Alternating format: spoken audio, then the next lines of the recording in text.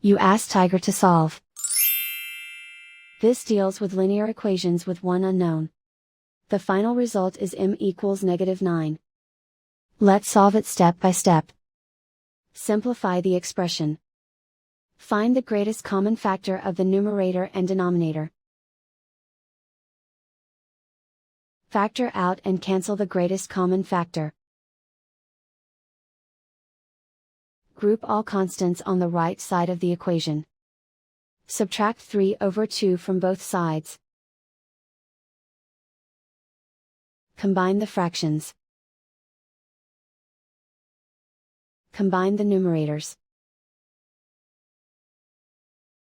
Reduce the zero numerator. Simplify the arithmetic.